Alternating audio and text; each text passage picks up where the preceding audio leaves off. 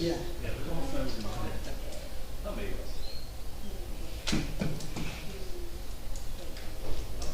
That's like technical difficulty, they didn't have a copy of my agenda. I was just reading. And there's extras for all the public that are around today.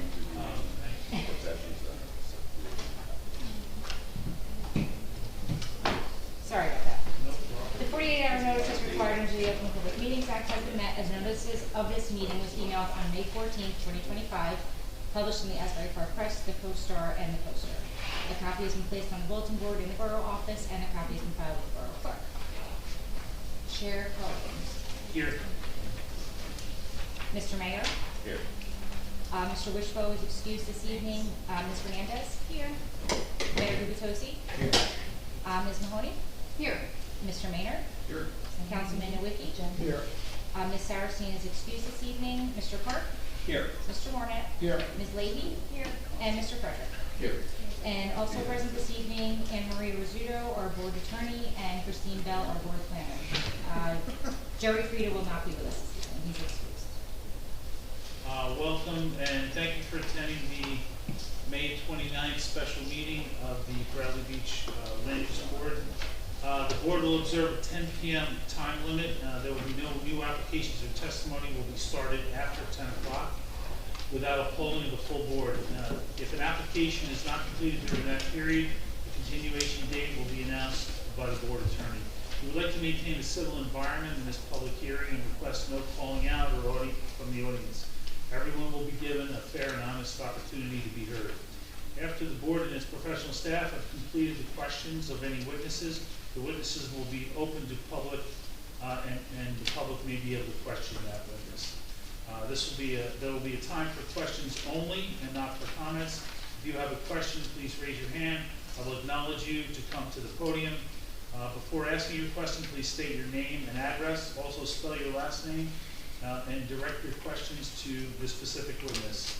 The person from the public is represented by an attorney. He or she may speak through that attorney. All attorneys should register their representation with the board at the start of the hearing. After the board and its professionals have finished the questioning of the applicants and before the board takes any action on the application, I will open the meeting to the public for comments. At that time, you may speak on the application. No written statements from individuals will be accepted or petitions, as those persons would have to be cross-examined. Public participation in this meeting will assist the board in making decisions. We hope that this public hearing and your attendance will be a rewarding experience for all, and thank you for participating. So tonight we have the first thing up is a resolution, which I believe we're going to table that. Yes, So, please, till the next meeting. And for the record, the counsel for the applicant agreed to the extension. It's a short extension. It's due on the 45th day, so it's a short extension for the next meeting. Oh, okay, that's great. Thank you. So next up, we have the municipal access plan, the MPAP element of our master plan. So this will be a review and public hearing, so the public will be able to interact on this. This has been posted on the town website for review. This will cover beach access and what Bradley Beach is doing to enhance beach access for the public. So, a little bit of background on this plan. As you can see by the dates on it, this plan was written 6 years ago and approved by DEP 6 years ago. But the department within DEP that reviews the MPAPs has changed quite a few times. There's been a lot of turnover. And the group of people reviewing the MPAPs now is really dedicated to getting all these plans that have kind of been outstanding over the finish lines. And if you look on DEP's website, Bradley Beach's plan is listed as approved by the DEP, but the date where it was adopted by the municipality and incorporated into the master plan is missing. So we just really, they need that one piece from us. And so I've been working with them in a few other towns, they reached out to me about this. And we found that it had been endorsed by the council, adopted by the council as it needs to be for DEP's requirements, but it had never been adopted by the planning board to be incorporated as an element of the master plan. So that's really all we're here to do tonight. So the municipal public access plans are an optional element of the master plan, but basically they're intended to provide a comprehensive overview of public access within the municipality. So in this case, Bradley Beach. So there's a review of existing public access. There's some maps that show where all the public access points are. There's what's called, improved public access, and then a map that shows the amenities of at each public access point. We talk about limitations to public access within Bradley Beach, and then there's a section on a community needs assessment. So like what, in terms of public access, what Bradley Beach could use, and there's what they'd like, what the borough would like to see going forward. And then there's an implementation plan that talks about how you're going to maintain the existing access and preserve public access, and then potential future locations and facilities for access. There's also, you have to discuss signage that shows where public access points are, which Bradley Beach does, and provide an inventory of those access points. Once the plan is adopted, it needs to be reviewed every 5 years, and you need to provide an update to DEP since we never got past that final hurdle, where I think we hopefully will have 5 years from tonight to provide your next update. But that's really, this is something we're just kind of, it's like more of a housekeeping issue, just kind of doing the final step to get something completely adopted that was approved 6 years ago. Yes, a few questions about that. Because it's 6 years old and it hasn't been fully adopted, you're suggesting you leave it as is and wait for 5 years to address it. But my question is what's the process? There's a few things we're looking at going into the future. Right. One is the bathrooms of the old pump station that we're looking at modifying. I don't know if that was referenced in there. I didn't see it. And secondly, we're extending the promenade in the future as well. And I don't know that was written. So that does modify. And so at some point we're going to have to do that. So process-wise, if we don't do it now, should we take the time now to amend this? Does that slow us down, or should we go ahead and come back in the future? We have these other major changes that we're doing. So having an adopted public access plan provides the borough with kind of some leeway in terms of applying for other DEP permits. So I would recommend just the plan that's been has been approved by DEP, but is a little bit outstanding, just to get it fully over the finish line, just to make sure if you need any of those DEP permits. We're going to the capital permit for the promenade extension. So if they want us to submit that with our permit application, they won't be in alignment. Which, this is fine because they understand this was like a snapshot of 2019. That's the approval date on it. 6 years ago, we haven't amended it. In 6 years, are they going to look at that 6 years ago, or are they going to say, hey, get your plan of performance? So if you look on DEP's website, they have a list of all the approved municipal public access plans, all the pending public access plans that have been, submitted in draft form, and it's taken them 6 years is like pretty quick, actually. I just don't wanna have a problem when we go to submit for permit applications to capital. Yeah. And then come back and say, well, this isn't in conformance with your plan, amend your plan, and then we just. No, you won't have that problem at all. And, you know, if you're going, once it is fully approved, you are supposed to do an update every 5 years, so I think that's something they would look to see in your 5-year update. Which is expired at 6 years old. Well, it's not finalized yet, yeah.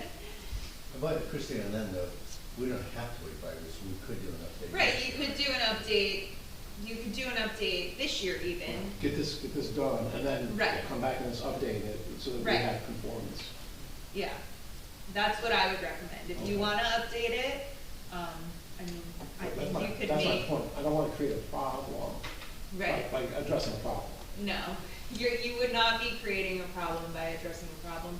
One of the, for example, I won't mention names of towns, but one of the towns DEP asked me if I was still working in, I submitted a draft MPAP, I believe in 2016, maybe 2015, and they were just 2 months ago came back with comments on it.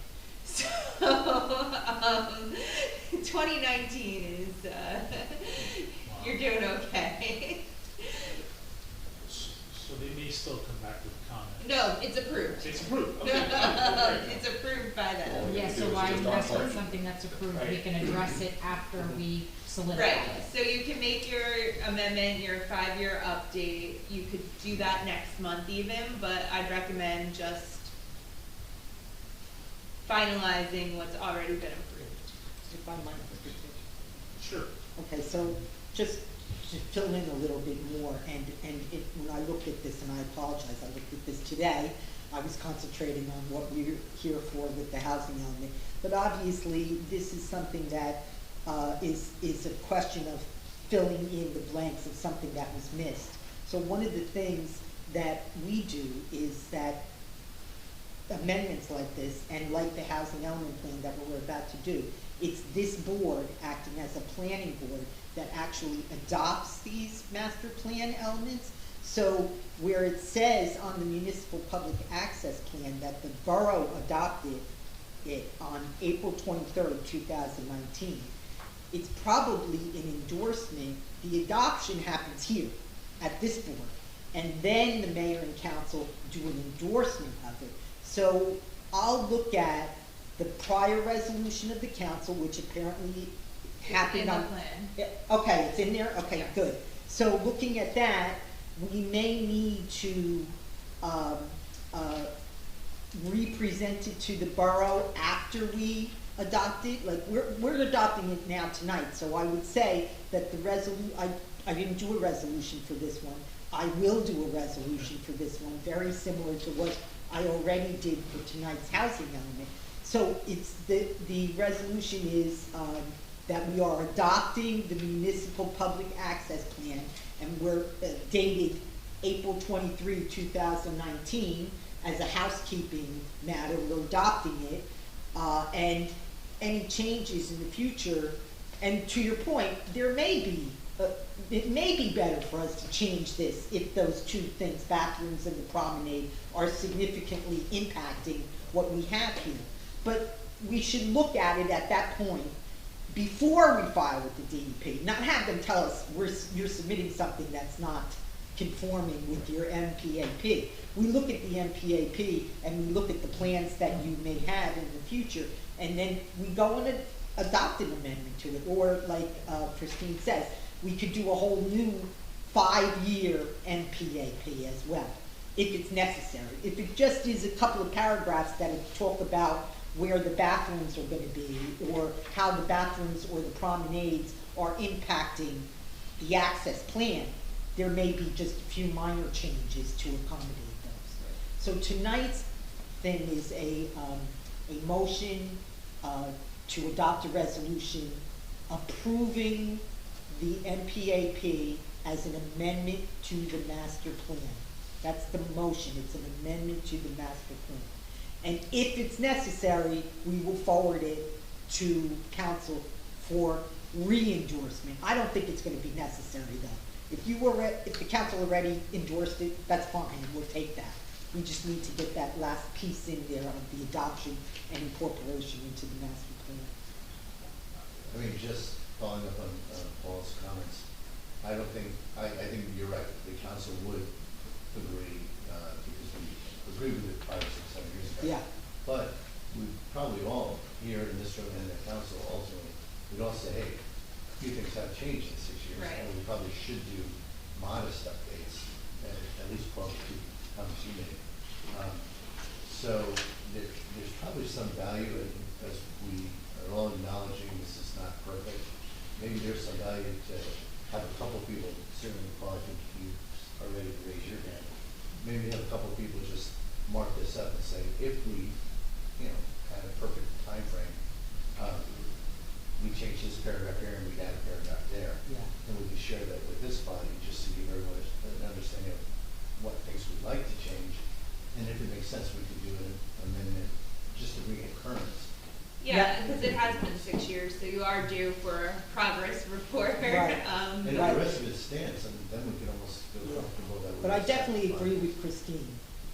We should adopt it tonight because we've already waited 6 years. Let's adopt it and retroactively till that date, and we'll go forward from there. There's no punishment if you don't do a quick amendment. So you do the amendment, and right now, we need to get the really important thing, the housing element plan, adopted and endorsed before June 30th. We can take our time with respect to this, to this particular plan. I don't expect that it's going to be substantially changed in a lot of ways, I would assume. I agree. Yeah. But, while we're all looking at it, I think a couple of us can raise your hand and say, hey, we'll make some tweaks. And Right, share and with this. once this is, an element, it's adopted as an element of the master plan, you can certainly update it And then, at any time. But I think it's important to get it understood. fully buttoned up. Mayor, to your point, if Councilman Nowicki's taking notes, we also have the handicap pickup and drop-off areas at Evergreen and Cliff, so I think those would be very important elements. And maybe we should just put this on the list for when the bathroom's completed, hopefully next year. That may be the right time to do it, letting them know that we've completed the project. Yeah, I assume there's probably quite a bit more you've done in public access in the last 6 years, than what's in the plan currently, but. I was gonna say, it's just more for housekeeping, just to Right. kind of button it up. Yeah. But yes, there was also ramps that have been added Right. in certain areas as well, so, yeah, but for this purpose, it's just housekeeping. Yes. Just to get it on Right. the books, because it is. This over 5 isn't, I years. didn't write this, so, has, this isn't something that, So that being said, does any other board member have any questions about it? You do, okay. Sure. I'm just noticing, I mean, I guess this is the past editor in me. There are just some basic errors in here that should be fixed. Spelling errors, instead of sign, it says singe, instead of surf, it says surge. We're missing the bathroom mention, so if you wanna take a couple minutes and just go through the few that I've marked up, so we. I would suggest, and if they're strictly typos, if you would provide that list to Christie, Okay. we will incorporate it into the plan as typographical corrections, Okay. not substantive per se. All right, the existing public access on page 7, however, does not mention the Cliff Avenue bathrooms. You wanna add something in, is that what you mean? well, so, I did don't think those we should- bathrooms exist 6 years ago? Yeah. Yeah.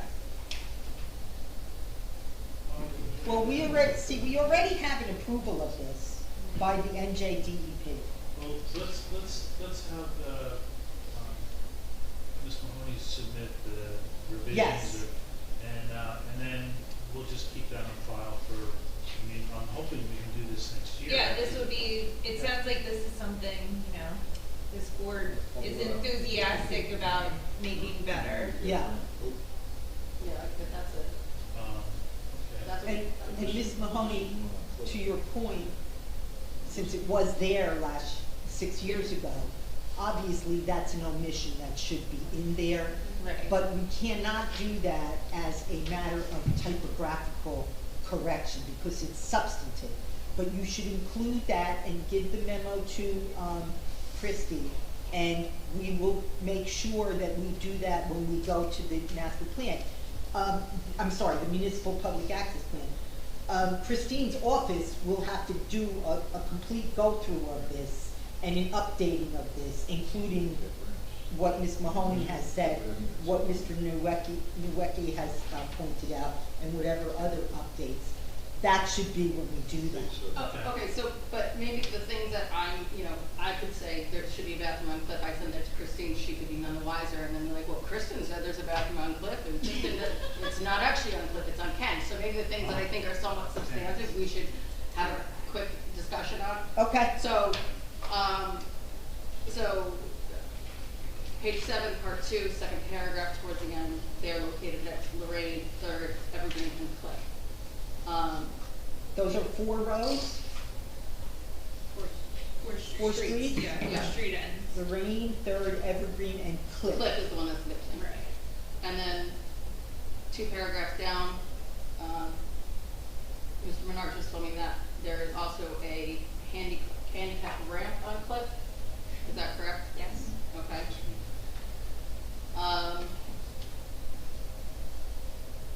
Page 10C, limitations to public access, number 1. It says temporary restrictions, overnight parking on local streets is not permitted. And that is permitted. Right.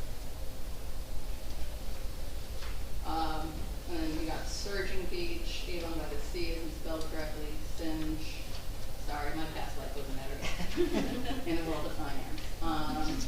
And my only other question that I just noticed now was, it mentions, page 6, number 2, first paragraph, last line. Specific master plan goals from the borough's master plan, page 19 include.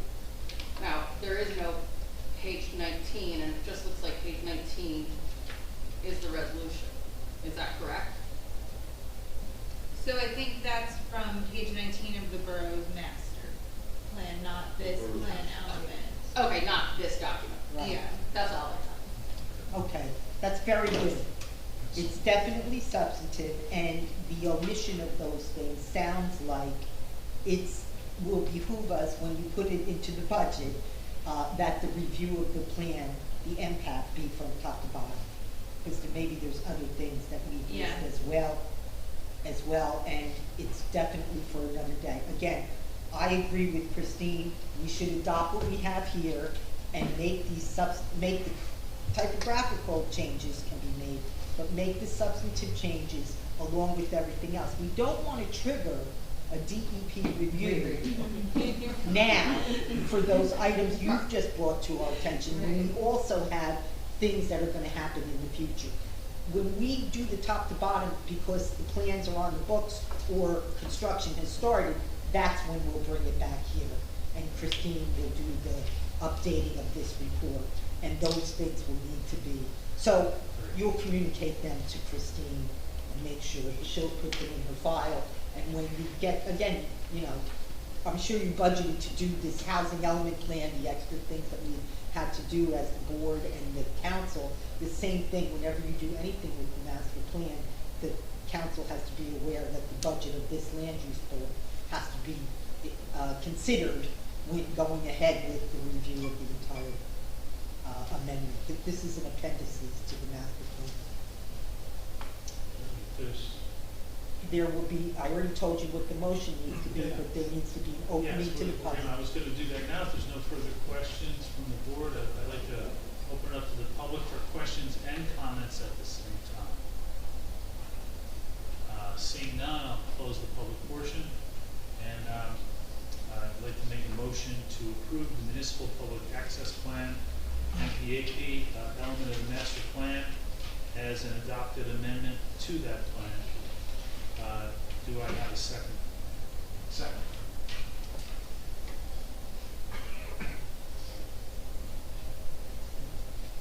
Ms. Hernandez? Yes. Ms. Mahoney? Yes. Mr. Maynard? Yes. Councilman Maliki? Yes. Mayor Gubatosi? Yes. Mr. Clark? Yes. Mr. Barnett? Yes. And quick question, since this is a plan board document, are we still only calling R9 or? We're only calling Okay. Mr. Mayor Yes. and Chair Powell? Yes. Thank you. Thank you. So 9 in favor. So now we'll move on to our review and approval of the housing plan element for fair share housing and the master plan. Now, there are a few pieces to this. Would the board prefer to vote them out all as one, because you have, or the ordinances are attached to just the one document? So this is, it is one document. One document. Yes, Okay. there's nothing, there's one thing to vote on tonight. Yeah, so the other draft ordinances are merely addendums to the main base Correct. docs. Okay, great. You'd like to give us an overview? Sure, so this is, the public hearing, for Bradley Beach's housing element and fair share plan, which is a required element of the master plan pursuant to the New Jersey Municipal Land Use Law and the Fair Housing Act. This plan is to, help have Bradley Beach come into compliance with their fourth round obligation. The fourth round started in 2025 and goes through 2035. The plan itself is kind of split into a few different sections. The first section is really the housing element section, which is really just an overview of Bradley Beach as a municipality, some of the demographic characteristics, household characteristics, costs and income, existing housing conditions, projected housing conditions and stock, and then a review of employment within Bradley Beach and projected employment within the county. Then there's kind of a review of lands most appropriate for affordable housing within Bradley Beach. So we look at existing infrastructure, we look at anticipated demand and land use patterns, both residential and non-residential, any environmental or historic constraints, and existing land use designations in the borough. From there, we go into the fair share plan portion of the housing element, which is really a review of what the state has determined Bradley Beach's housing obligation is, and then how we intend to comply with that. So that's really, the important part, I guess. So, Bradley Beach's present need is 64 units, which is the rehabilitation obligation. So those are basically, the state has determined there's 64 units in need of rehabilitation to provide for affordable housing within Bradley Beach within the next 10 years. The prior round obligation, which was 1987 to 1999, it's 20 units. That's just a number to know. The third round gap in prospective need was 1999 to 2025. That was an obligation of 75 units, and this fourth round, which goes from 2025 to 2035, Bradley Beach's obligation is 30 units. I'll get into how that changes a little bit in a few minutes, but Bradley Beach has not participated in the fair share housing process before. However, even though the current, the prospective need is 30 units, Bradley Beach is pretty much fully developed. So we're able to take what's called a vacant land adjustment, which we look at all available vacant land in the borough. And there's certain types of properties we need to look at, and then things we can exclude from them. And basically we look at any property that is vacant, that the tax class is vacant, a farm, which does not exist here, or most tax exempt properties. And if, you know, it's on the Rossi, it's preserved, it's used as a school for municipal use, things like that, we're able to exempt that from being developable. If it has environmental constraints like wetlands, special flood hazard areas, steep slopes, we're also able to exclude those portions of the property. And if it's less than 0.8 acres, we are able to exclude it. Sometimes Fair Share Housing, which is the state's housing advocacy organization, will come back and say, well, you can still build something even though it's not quite 0.8 acres. But we did that review of property within Bradley Beach and came up with a realistic development potential of 13 affordable units. So that is Bradley Beach's obligation they need to meet in this fourth round. We talk about the rehab unit that's at 64 units. Bradley Beach will participate in the Monmouth County Rehabilitation Program to meet that obligation.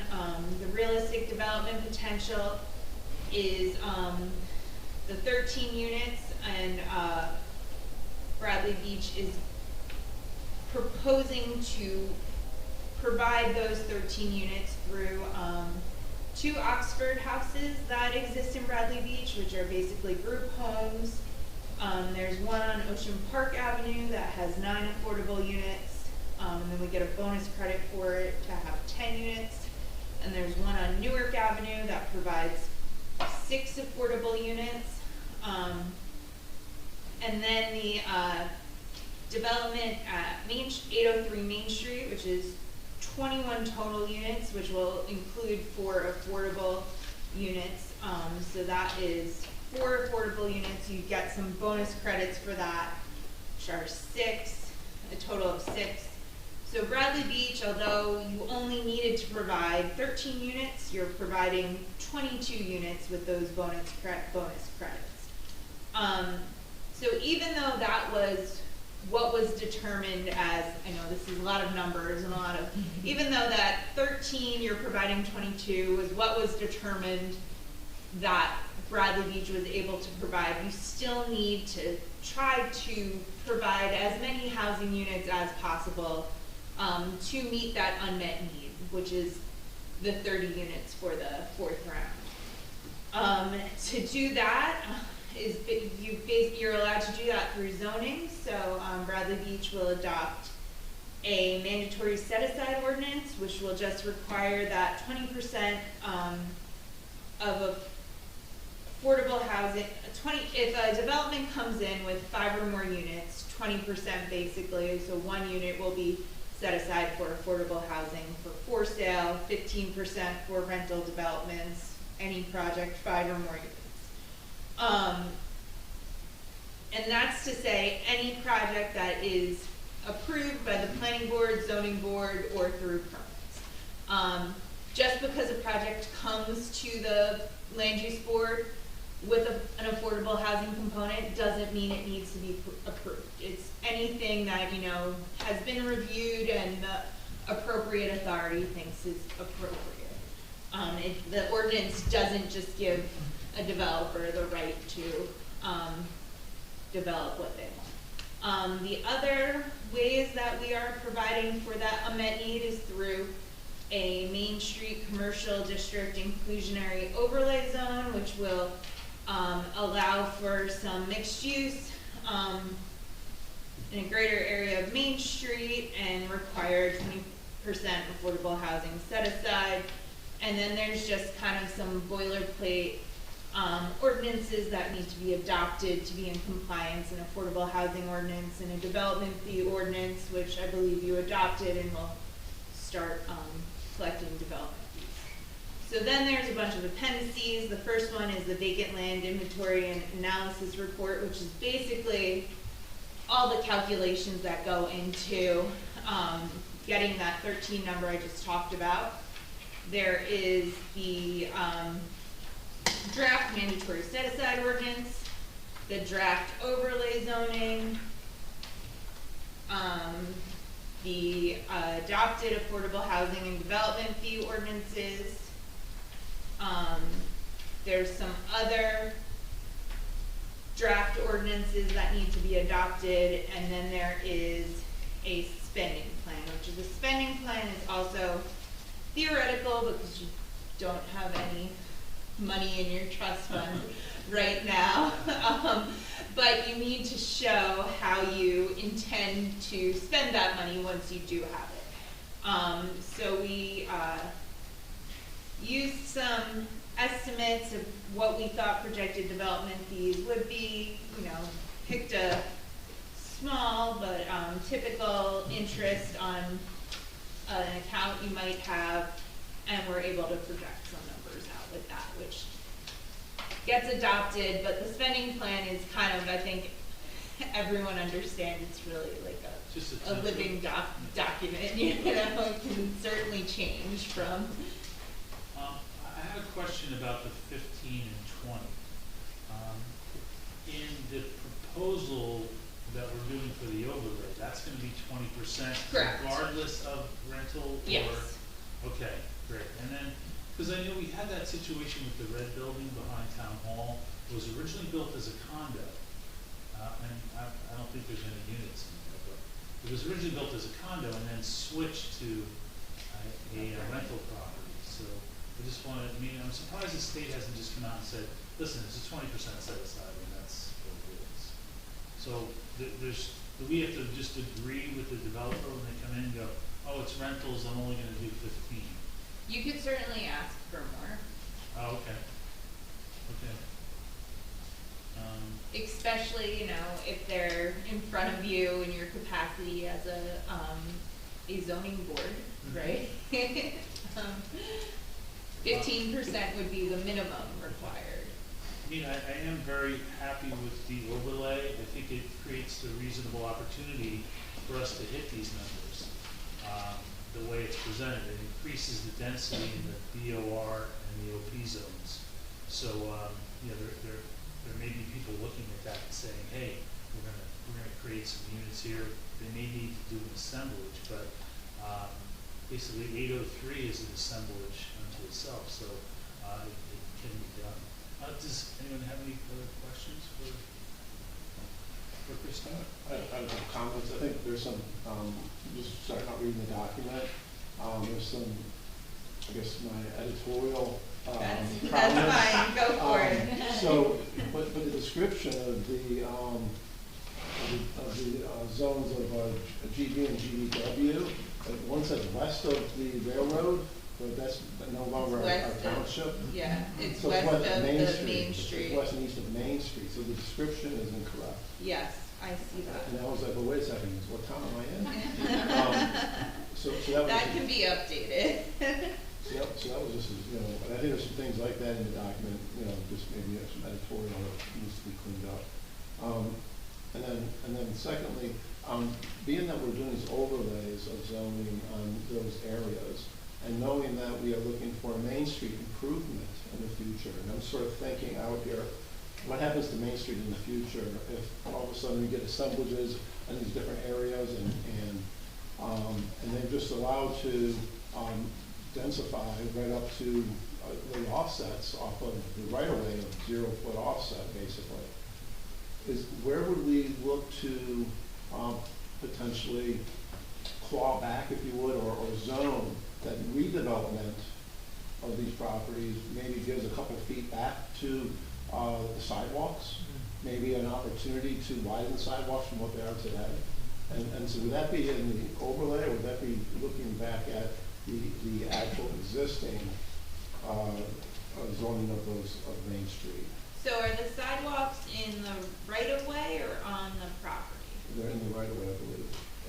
Yeah. So they're building up right to the sidewalk. So my thought would be, if we turned around and said we had to have a setback, maybe we still allow them to pave it, but then maybe we add 3 feet of pavement to the sidewalk and on an 8-foot or whatever, a way to look at how to widen the sidewalks. Thinking about somebody coming in and just doing a block at a time of redevelopment. I Where do we think, do that? you could do that in both the overlay ordinance and in the underlying zoning.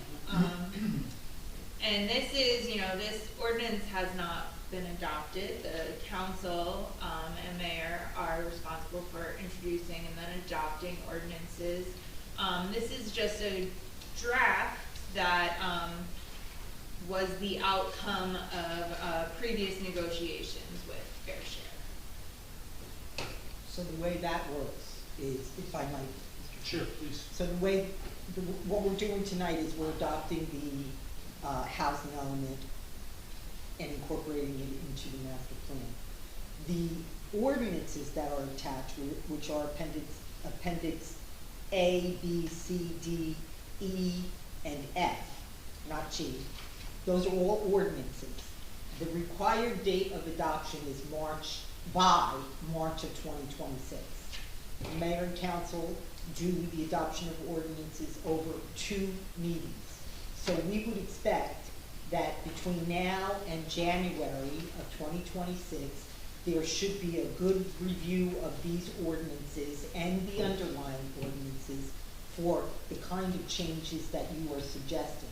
They would need to be, we need to move on them, because if they're the result of hard and fast negotiations that can't be changed, then the answer to your question is, we can't change. If they are allowed to have a 0 setback in this ordinance, it makes the settlement fall apart, so to speak.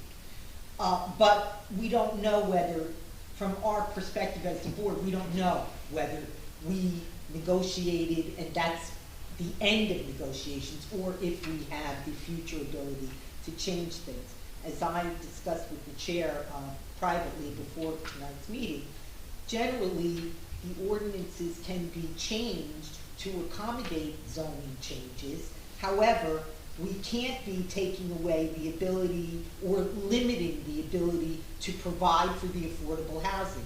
So if you say you are 0 setback and you want a 10-foot setback, and that changes that obligation being met on that building from 8 units to only 3 units, now you've impacted affordable housing negatively.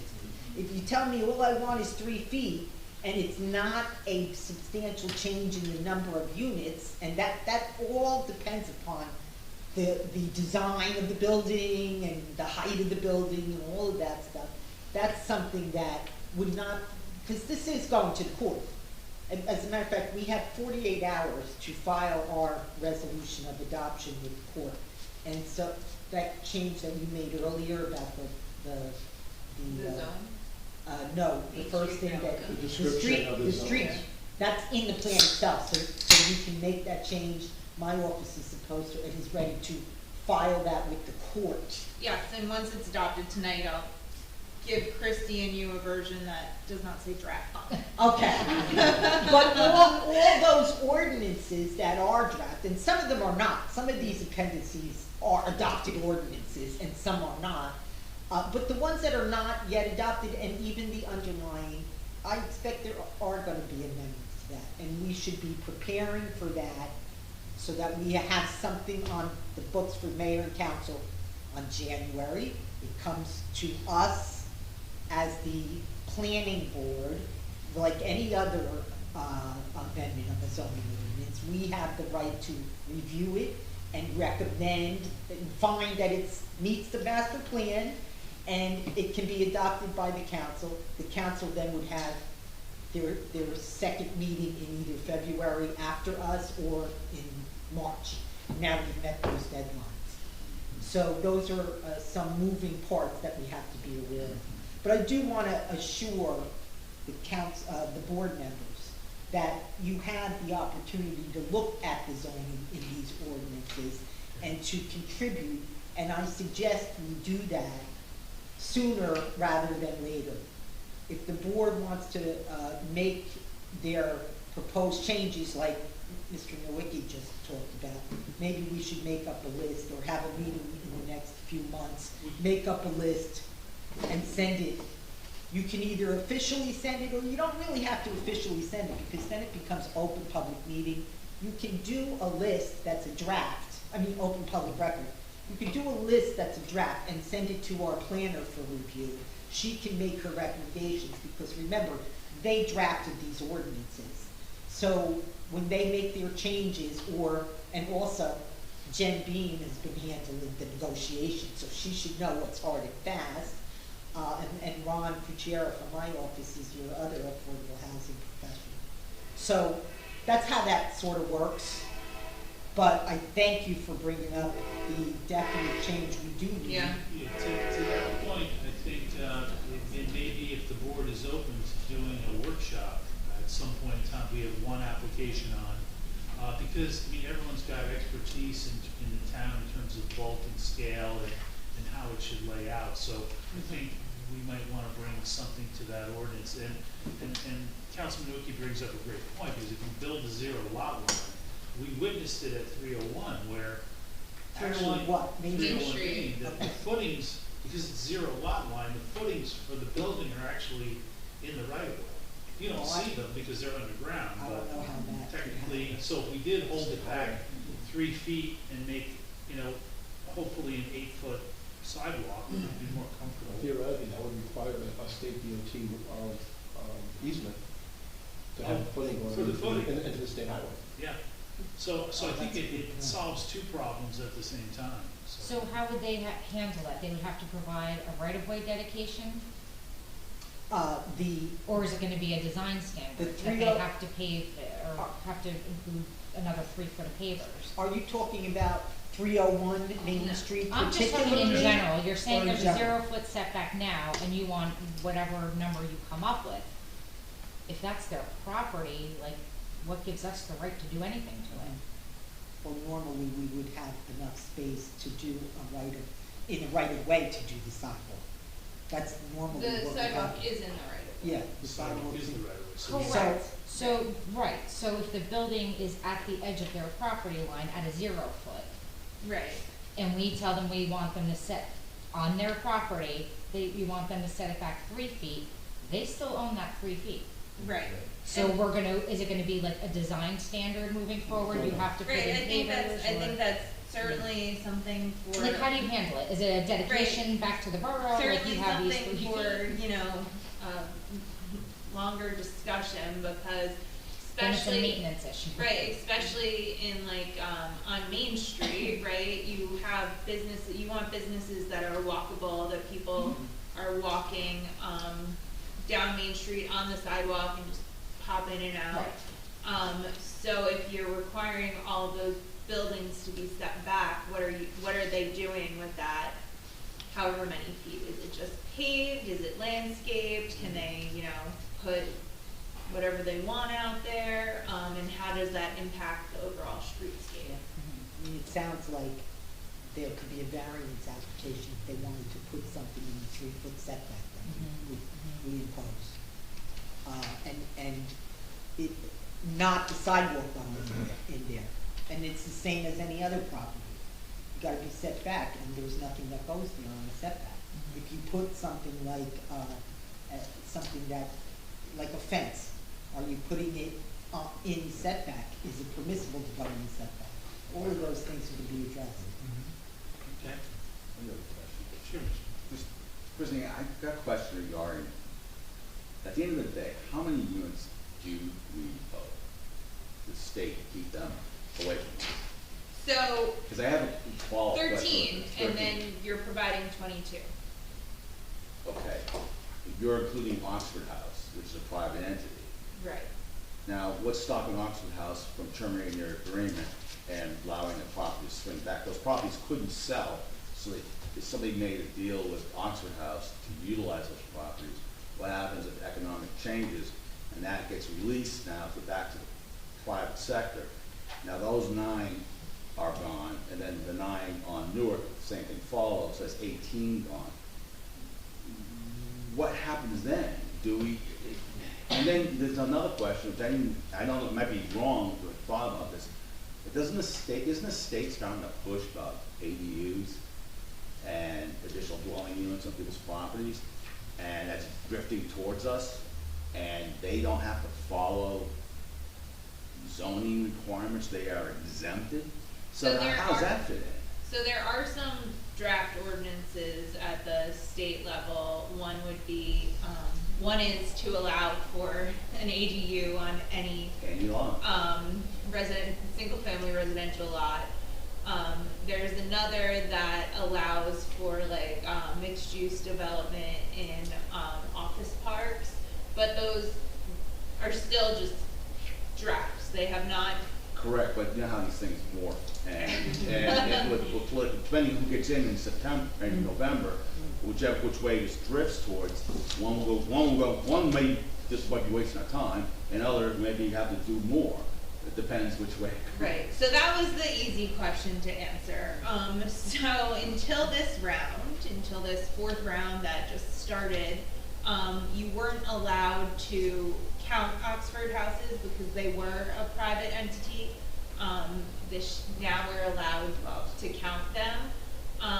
That being said, you know, any project you put in, if there's a new affordable housing development, usually it has a 30-year deed easement. So after 30 years, you kind of like, you got credit for it in whatever round, and then after 30 years, It's gone. So 30 years could from now, be. even if it switches back to a private entity, on the paper, that 30-year window still exists.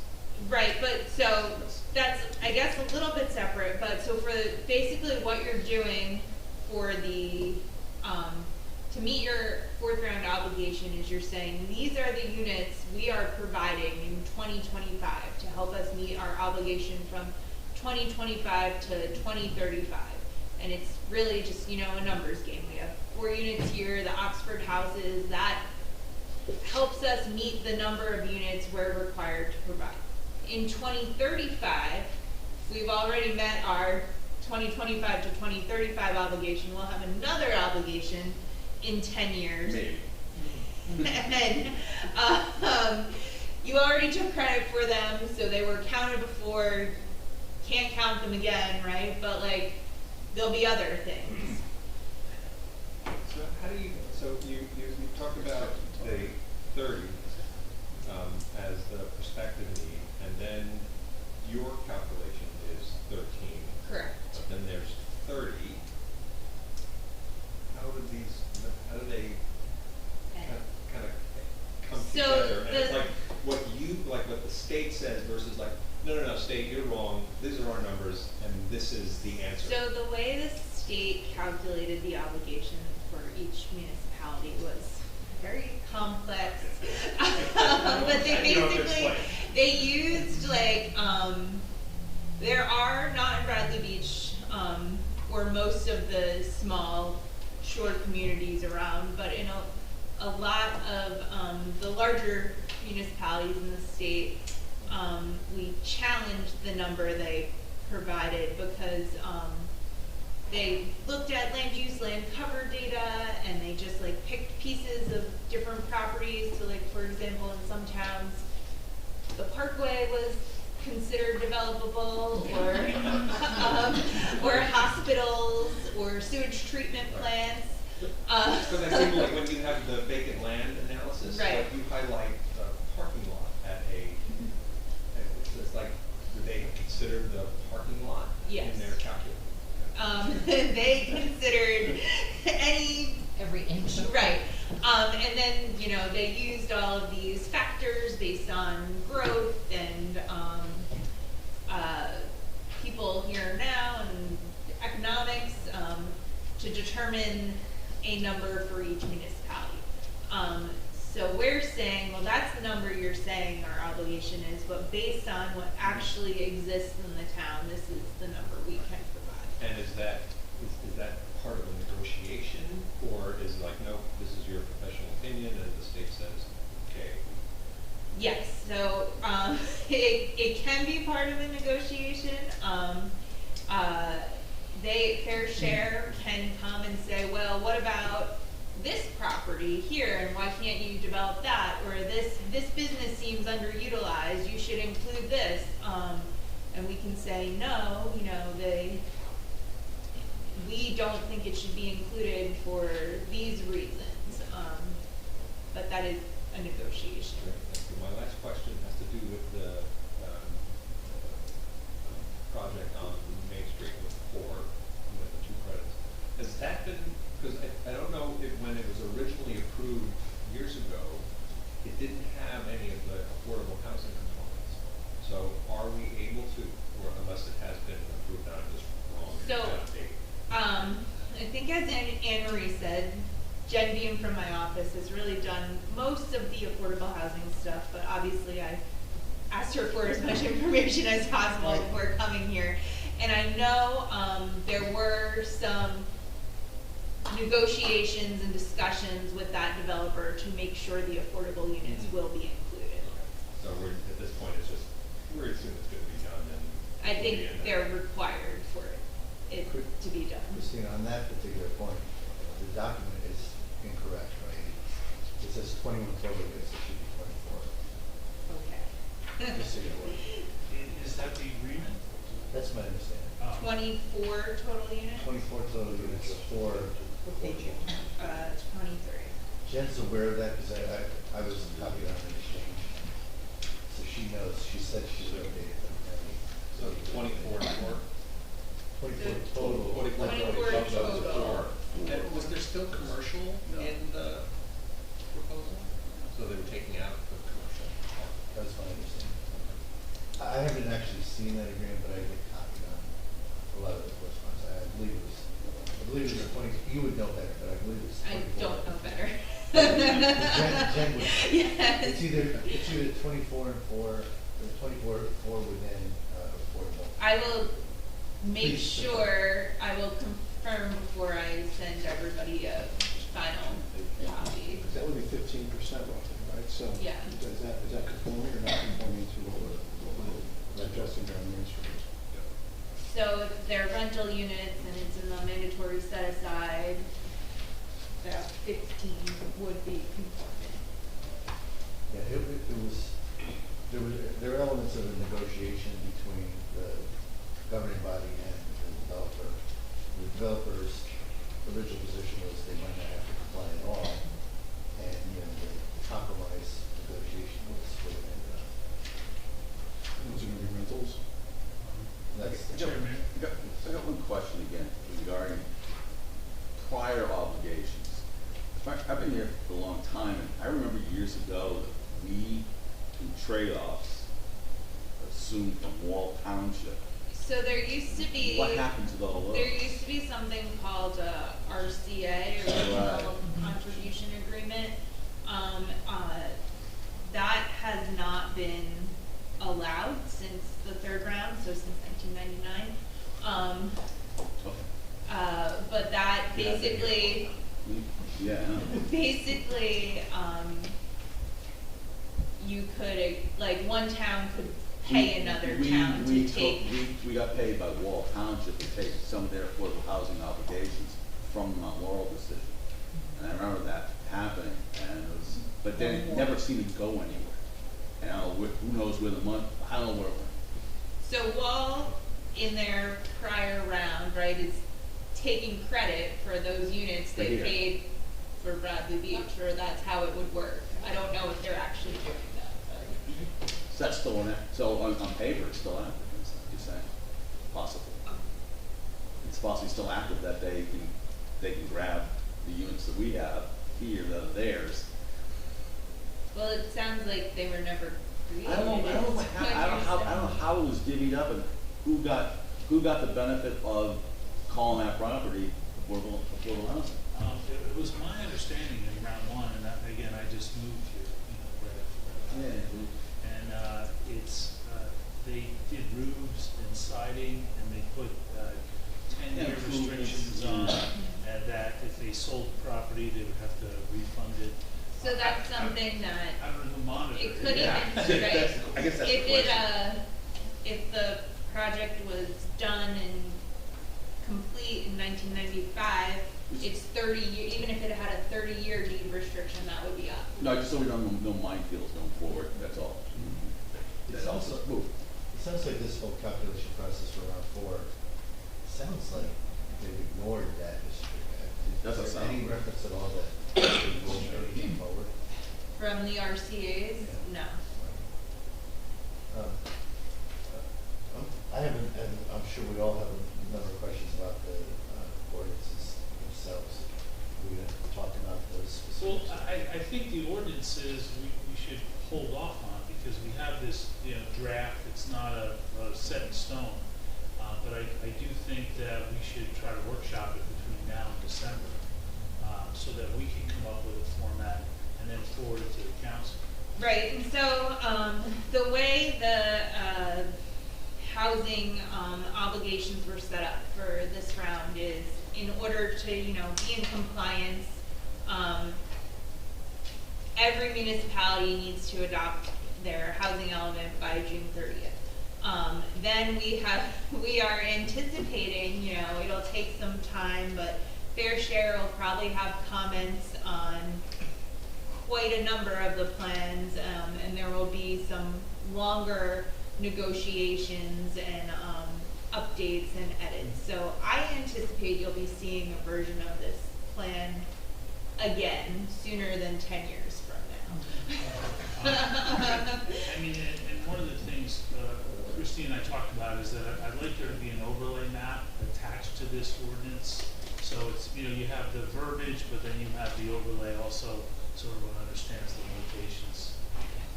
But I would. Geographically. Yes, exactly. I just feel like, if we could agree as a board to maybe, set aside time based on, Christie's schedule, that she presents us, that we could put on the agenda for, 45-minute, and really hash out each and every one of these. I mean, obviously we have the time constraints now. We need to meet that, but that would be my recommendation if the board would agree to that. Well, we need to move forward on this. Yes, So just move forward on this and come How back are you doing around on and applications? just deal with the other issues. We only have one that's scheduled for June. Haven't received any. Okay. Obviously, So we can talk, well, let's finish up this topic and then we can move on to, anyone have anything else? So I guess, let's comment on that, and I get it, I think the answer is gonna be, we approve this tonight and update ordinances in the future. But there seem to need to be significant incorrect issues in the ordinances, so that's not a problem. If we adopt that and we say later, Yeah. it's 40 foot height there, it's not 48 foot, right? Yeah, We can change this without a problem. well, I didn't say that. I specifically said, according to what Christine has told me, there may be hard and fast parts of the ordinances because they were a result of negotiation of the borough with Fair Share Housing, that party that we negotiate with, that's in the litigation. So if there is a hard and fast requirement through settlement negotiations, then that says, for example, you can have 40 height and you want to change it to 35. That's going to change the number of units able to be built in a building. Well, when did that So- hard and fast How do you negotiation? know which is? Well, So I think, let me Yeah. jump in on that. Yeah. So, TJ asked me about, the ordinance earlier this week, so I did speak to Jen, because I was like, where did this come from? This ordinance that's in here, just as the draft right now, is, I guess, what was agreed upon when we were participating in the third round, before the borough withdrew. And if Fair Share required some of the heights and stories, that are in this draft ordinance, so that was some of the negotiations at that time. But this is a new round, so I think that, there is certainly the potential for further negotiations. I would agree. with Because I that. was gonna say, as far as I know, there are no hard and fast negotiations about. No, there have not been. So the plans all get submitted by the end of June, and then the negotiations start after that, Okay. which seems a But little bit. but the due date for the ordinances, and therefore whatever negotiation that has to be done, is March of 2026. starting in January, because you have to have 2 successive council meetings separated by 10 days at least. I mean, you could push it to the end of March and do 2 meetings in March, but this board has to also have it, and write back to you with any changes. And I like the chair's suggestion that we pick a month where we go through these ordinances significantly, but I would suggest that first, we know from Jennifer and Ron, what is the status of negotiations? And what can we change or not change? I think the height, I think the parking, I think the 0 front yard setback, those are all considerations that we should look at. What does our actual ordinance say? What are the proposed ordinances saying, particularly the overlay, and what do we want it to say? And then the negotiation gets done through the lawyer and the planner with their lawyers and planners, and a judge sooner or later says, okay, what do you agree on? So that's what we need to do in the next 6 months or so. So we are, over the next 6 months or so, we'll develop some combination of this board and council, will develop our version of our model ordinance. Yeah. But we won't adopt it, we won't go through a process of adopting until negotiations are complete. I would think so, but you know, this is subject to an attorney general, maybe not an attorney general, this is subject to a Supreme Court directive that's about, I don't know, a lot of pages. Which I have not read, but I did download for myself. And things may change after June 30th, right? June 30th, every single municipality, whatever they are, 561 municipalities are supposed to report, be it through the DCA or through pending litigation. So things may change. That March date, for example, may get moved up, or may get moved back, or we need more time for negotiation. You know, because there's only limited resources that all the towns have, and limited time for all of the professionals that do this. It's not like everyone, like I know some affordable housing, but you can't pick my brain on details because I'm just not, I used to do it a lot more 30 years ago when it was still co-op. So I would not rely upon me, I would certainly rely upon Jen or Ron, who's much more familiar. But I would think that after June 30th, we may get other directives about when these deadlines are going to be maybe changed or not, because they're really mostly concerning the municipalities that are in litigation, which we have a court matter pending. So that's really what I'm thinking this directive will apply to. I do want to tell you a couple of things about some of the draft ordinances, just for the mayor and council role versus the role of this board. We do have, and Jen, I've asked you to put that draft word on the pages of the ordinances that are in fact draft.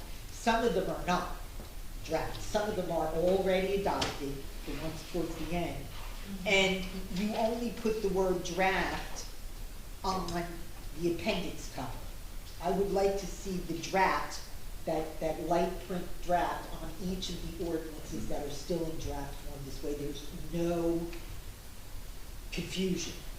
And Mr. Mayor, I'd just like to let you know that, for example, this may be new to your town if you haven't previously done it, but you're going to have an ordinance, and it's already was a requirement, that you have an administrative assistant appointed.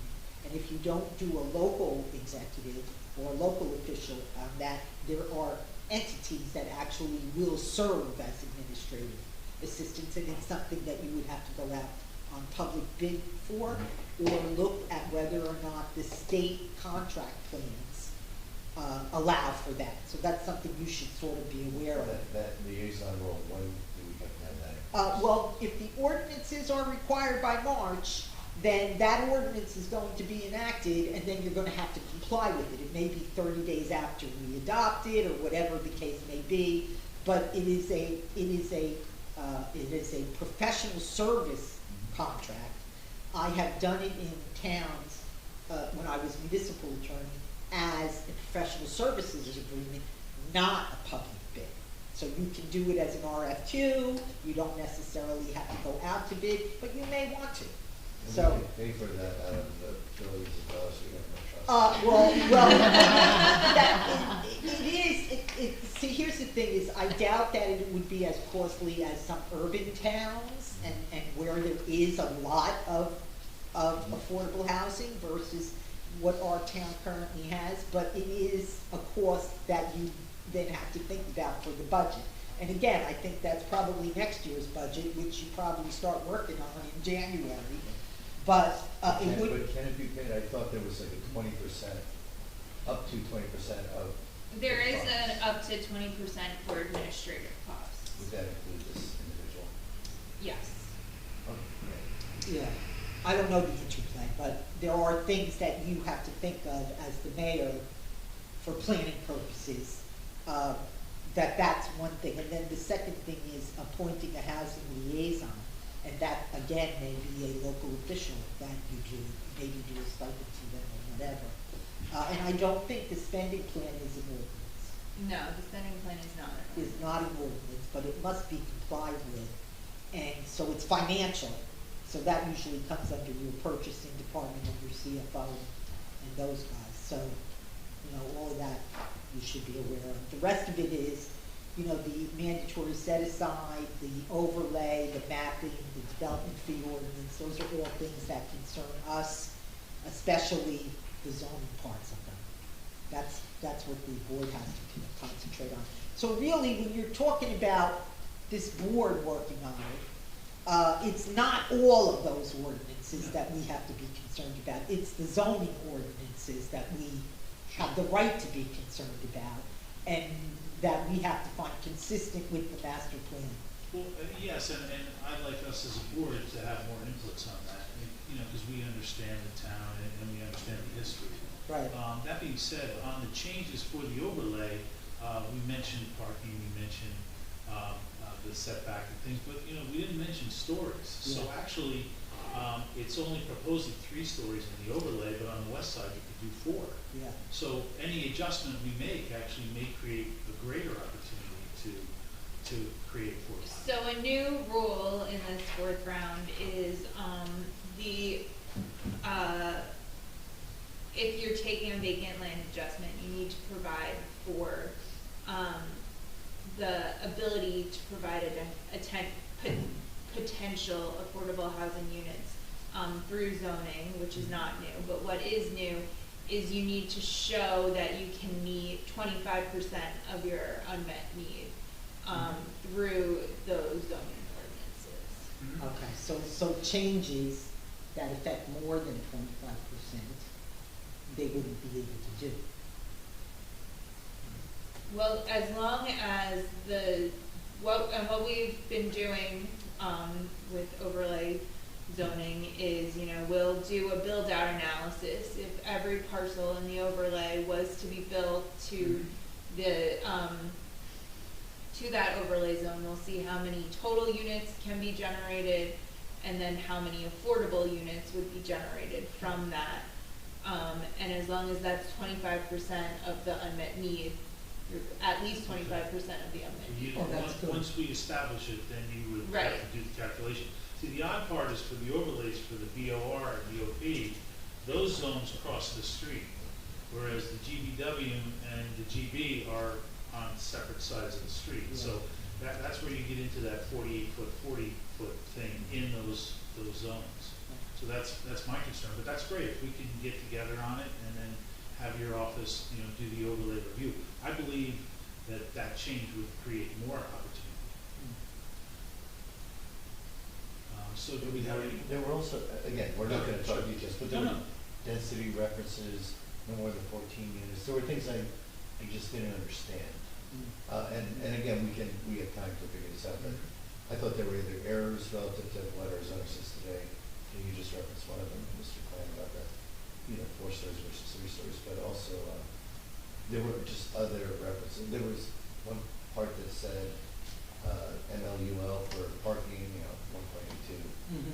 But another said, I thought 1.5. Mhm. So whether there were inconsistencies or just errors. Yeah, I'm not That's okay. sure. No, no. I know that. I was just And told that's that why was we- what was, Yeah, I just want this room to know that there might just be Yeah. inaccuracies. Right. Yeah, right.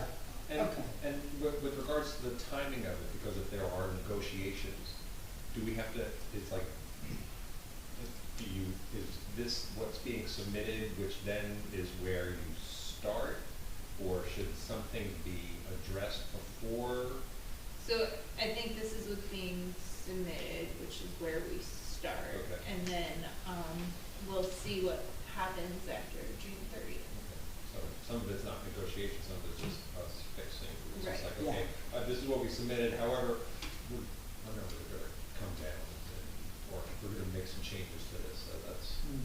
Right, and if we can, if we decide what we want and we do the, the, build out analysis that backs up what, Okay, so it's also an opportunity for us to revisit it in Yeah, addition to. clean up the Okay, all right. discrepancies and things. And I think that,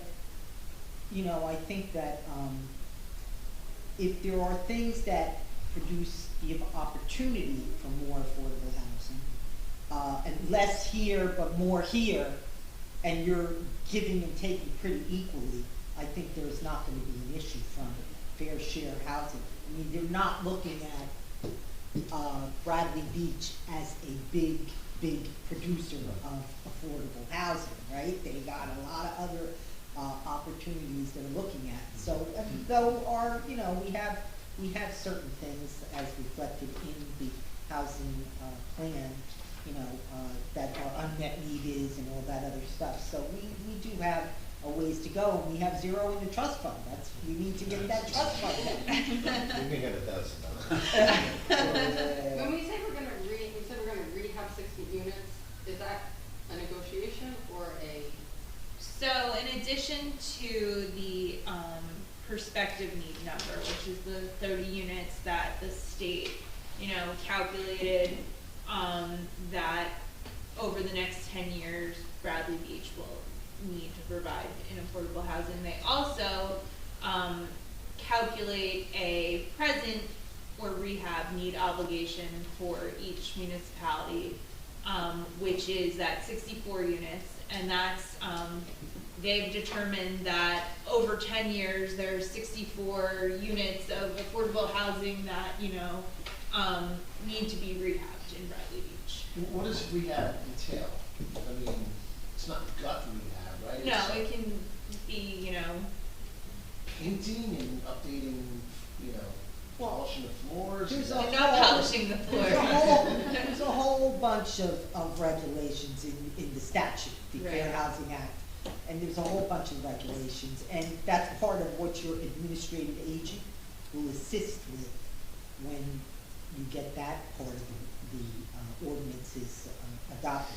But the And details, does the person the homeowner has to qualify? The homeowner has to qualify. and they have to agree to designate the units As as affordable. affordable housing and the Right. deed restrictions as affordable Oh, housing. oh. To qualify for funding for Oh, rehab. wow, okay. And we said we're gonna participate with the Monmouth County In the plan. county program. But yeah, some things, simple things like, painting, but like things like, heating, providing heating, or providing Sure, air conditioning, sure, or of course. a roof, things like that. Window roof replacement. Yeah, Yeah. any of that I kind mean, I of was just, stuff, we have $1,000 in there now, yeah. Mhm.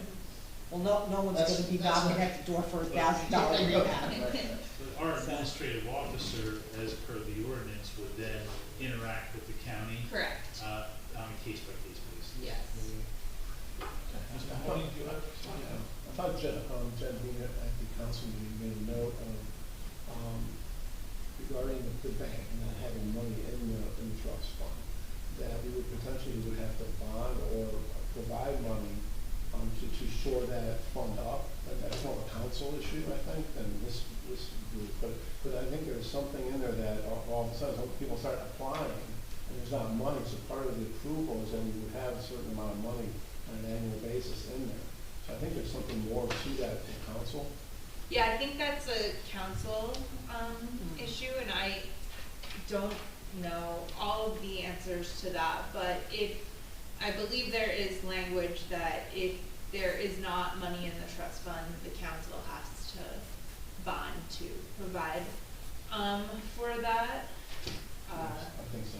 yeah. So it's something that, once this plan is approved, that we need to be prepared for. But that's something that, it's not something we're just saying you should do, that's something you are required to do to be in compliance. Well, you can't have a program in place and say, well, people here come.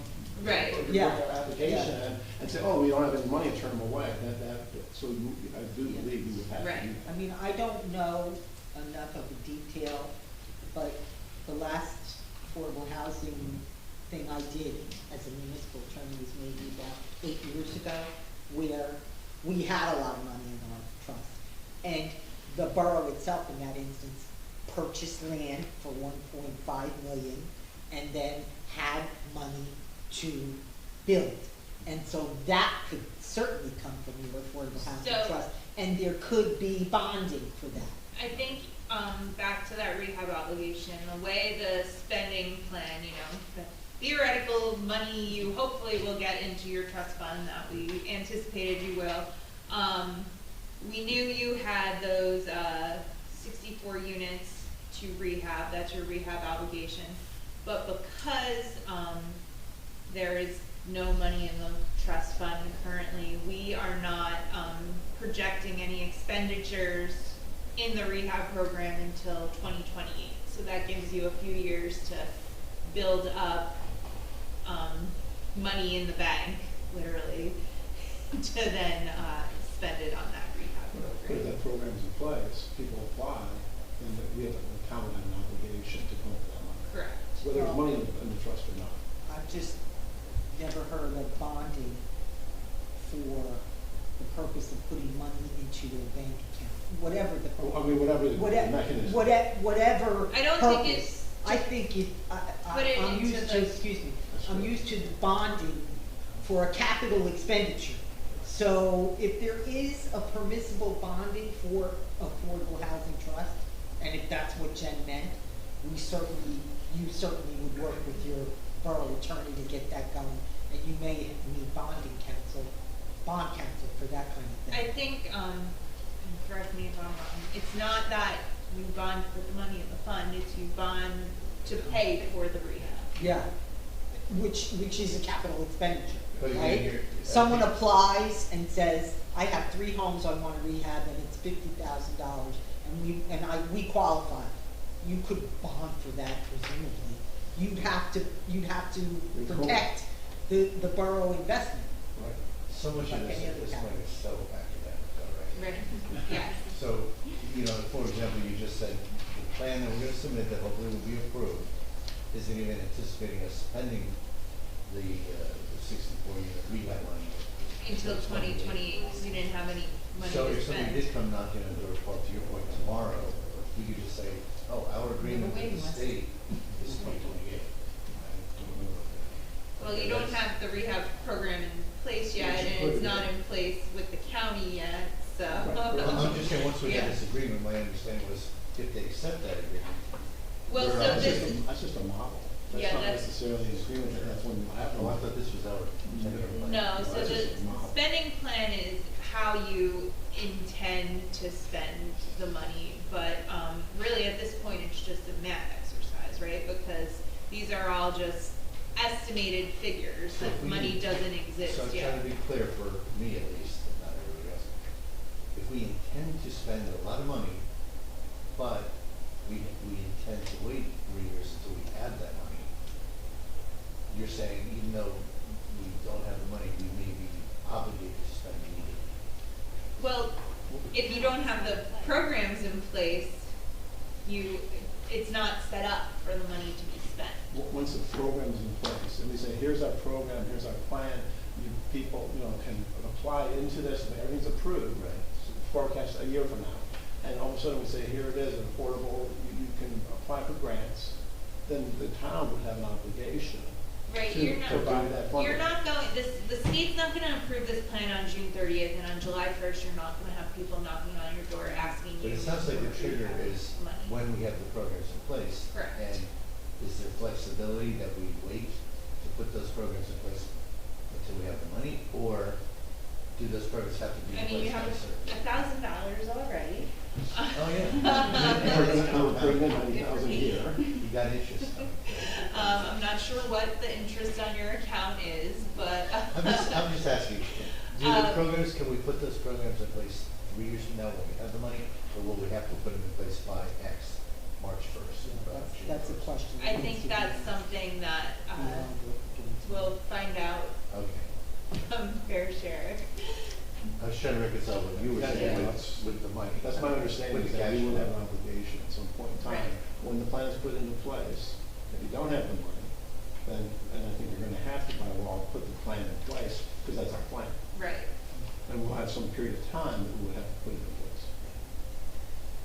And I anticipate our trust will grow pretty fairly rapidly because we've had ongoing growth in the community, just tearing down old homes, building brand new beautiful homes. It would surprise me if we had 100,000 in place by the end of the year.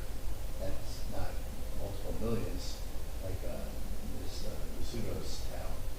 But, you know, but I do think it'll grow. My only question is from a cash flow standpoint. In our perfect world, we would not be using taxpayer dollars to fund some immediate obligations. It'd be nice if we could build that trust and use the trust to fund the obligations.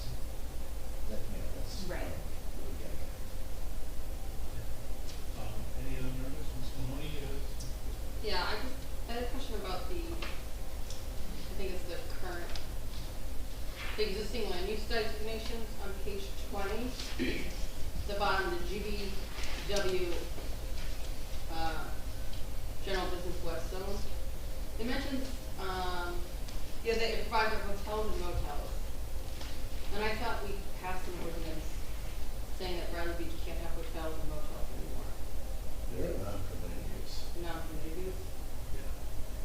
Yeah, it says it's permitted, yeah. Right, so, I mean, the councilman already pointed out that there's typos in that section, so I will make sure before the. Do you want me to send them to you, or send them to Christie, or Send them to both. to both? So, this, we need to get to Anne Marie by the end of the Monday. week, I guess, by Well, Monday. we have 48 two, hours. we have two The bids motel, scheduled, so motel, Friday and Monday. hotel. Commissioner Noah's doing Oh, about does- did it? They should I do a- will, they should do a word search on that. Yeah. Yeah, Yeah. There's two places it shows up, I thought I highlighted. Yeah. yeah, so I'll make sure that it's updated with the most recent ordinance information. All right, if there's no further questions from the board, I would like to open it up to the public. Sure, please come forward and state your name and address. My name is Bob McAllister, and I live at 412 Fifth Avenue. And I guess first of all, I would like to commend this board.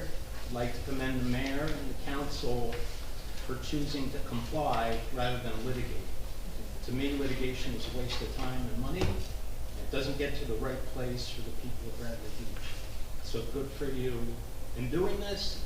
I'm also happy to see that we have a plan in draft, but that can be done by June 30th and filed by June 30th, so we won't be looking for an extension like some of the other towns. Having said that, I do have a few comments. One is, when the DCA numbers first came out, the one that jumped out to me was the 64 units in need of rehabilitation. And our number was out of line, much higher than comparable towns. Belmar's number was 0, and we had 64. So I'm wondering, now I understand we have a plan looking out over 10 years, we'll do 6 a year. Is that the right thing to do? Should we be accelerating the process? The plan itself says that we think there are 57 units that are overcrowded. to me, that's a safety issue. And we shouldn't wait 10 years to address overcrowding. 39 with inadequate plumbing, 39 with inadequate kitchens. So health issues as well. So I would suggest that we think about, you know, the urgency of this and the resources that we could put against it.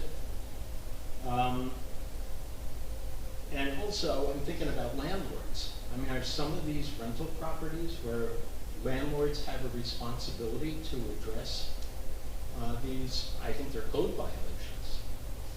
So there should, to me, there should be a code enforcement component to this. I don't know whether it goes in the plan, but certainly the governing body ought to be, I think, ought to be thinking about, well, what do we do to get at these issues and get them rectified so that we don't have risks to public safety, public health. Mr. McAllister, you raised a great point. It was a question I had and I didn't ask it, but how specific, I'm amazed at the specificity of this plan. It's almost like they somehow inventory every property in the borough and said, these 39 have this issue. And for us to address those 39, one, we should know if there are code issues, because right now we don't as a borough.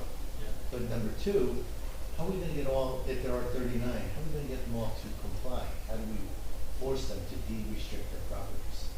Well, so I think that's two different things. Well, to comply, they get funds, and if they get funds, they de-restrict, correct? So just be. Okay, take it one at a time. Yeah, so the housing deficiency characteristics, that information comes from the US Census Bureau. Is it specific to Bradley Beach then? Yes, it is specific to Bradley Beach. The census comes out once every 10 years. You know, you all get something in the mail, and you're required by law to participate.